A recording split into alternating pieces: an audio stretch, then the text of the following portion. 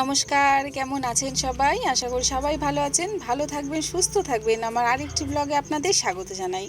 আজকে রবিবার, এখন সকাল 9টা বাজে। সকালে ঘুম থেকে উঠে কিছু ব্যস্ততার কারণে আজকে আর ভিডিও করা হয়নি। তো এখন আমি পুকুর বাবাকে খেতে দিচ্ছি, ও কাজে বেরিয়ে যাবে।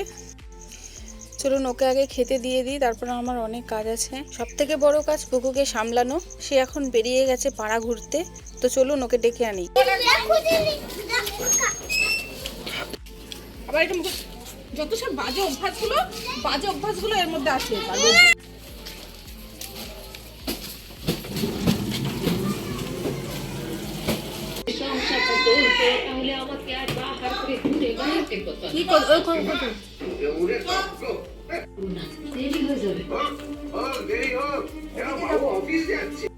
আজকে সকালে ঘুম থেকে উঠেই একটা দৃশ্য দেখলাম, তো অনেক পুরনো একটা কথা মনে পড়ে গেল। তো চলুন সেই পুরনো কথাটা আপনাদের সাথে শেয়ার করি। আমি বাড়ির ছোট মেয়ে, বড় আদরে বড় হয়েছি। কোনোদিনও বাপের বাড়িতে এক গ্লাস জল অবধি নিয়ে খেতে হয়নি, এমনকি নিজের কাপড়টা পর্যন্ত কখনো কেচে পরতে হয়নি। তো সংসারের কাজ সম্পর্কে সেরকম কিছু জ্ঞান আমার ছিল না। এখন যা শিখেছি, যেটুকু শিখেছি বলা চলে আমার শাশুড়ি মায়ের থেকেই শেখা। সকালে ঘুম থেকে উঠে যে বাসি কাপড় ছাড়তে হয় সেটা পর্যন্ত আমি জানতাম না, কোনোদিনও মা আমাকে বলেও দেয়নি। মা ঘুম থেকে উঠতো ভোরবেলা 4টের সময়, আর আমি উঠতাম মা ওঠার 4 ঘন্টা পর 8টার সময়। তো 4টের সময় উঠে মা কী করতো, কতটা কাজ করতো, আমি কিছুই জানি না। ঘুম থেকে উঠতাম, একটু চা খেতাম, চা খেয়ে চান করতে চলে যেতাম। সারাদিন ঘরে বসে টিভি দেখা আর টুকটাক ঘর গোছানো, এই ছিল আমার কাজ।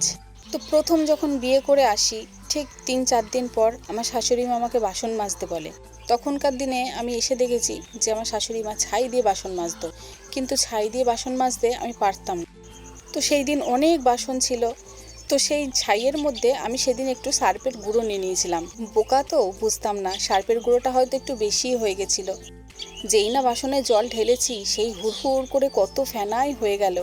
ওই দেখে আমার শাশুড়ি মা কত কথা বলল আমাকে, যে সাবানটা কি ওর বাপের ঘর থেকে আসবে, জীবনে শেখার আর শেষ নেই, বাসন মাজাটাও শিখতে হয়।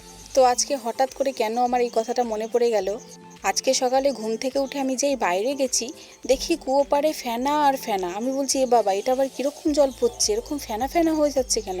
তারপরে তাকিয়ে দেখি যে ভিমবারের বাটিতে পাইপের জল পড়ে একদম ফেনা হয়ে ভিমবার সাবানগুলো গলে গলে ধুয়ে যাচ্ছে। ছুটে গিয়ে তাড়াতাড়ি করে সাবানের বাটিটা সরালাম। আজকে আর আমাকে কোনো কাজ নিয়ে বলতে হয় না, কারণ আমি সব কাজ এখন শিখে গেছি। তো এই ছিল অনেক পুরনো একটা ঘটনা, আপনাদেরকে শেয়ার করলাম। কেমন লেগেছে কমেন্ট বক্সে অবশ্যই জানিয়ে যাবেন। কি ফুটি আনলি এটা? ইয়ে বাবা, কোথায় গেছিলিস?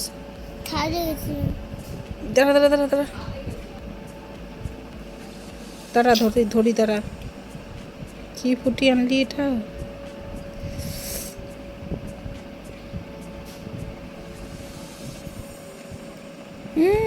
কি জিনিস? কি জিনিস?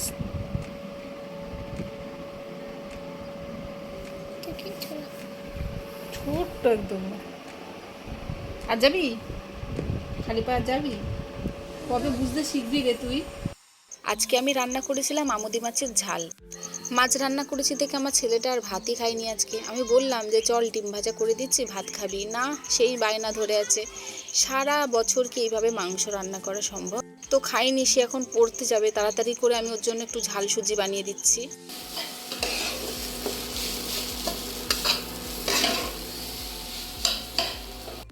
সোনাই পড়তে চলে গেছে, এর মধ্যে আমি সন্ধে দিয়ে নিয়েছি। সন্ধে দিয়ে চা করে পুকুর জন্য খাবার রেডি করে নিয়েছি।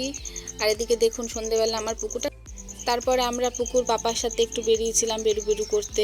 কিছু কাজ ছিল, পুকুর জন্য একটা নেল কাটার কিনেছি, পুকুর ব্যাগে চেন লাগিয়েছি, কারণ পুকুর কাল থেকে স্কুলে যাবে।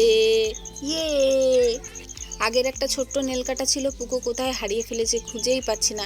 এবার রোজা চঞ্চল, ব্লেডে করে ওর নখগুলো আমি কাটতেই পাচ্ছি না। তাই জন্য ওর পাপাকে বললাম যে চলো না একটা নেল কাটার কিনে নিয়ে আসি, নখগুলো বড় হয়েছে, কালকে স্কুলে যাবে, দিদিমণিরা দেখলে কি বলবে বলুন তো।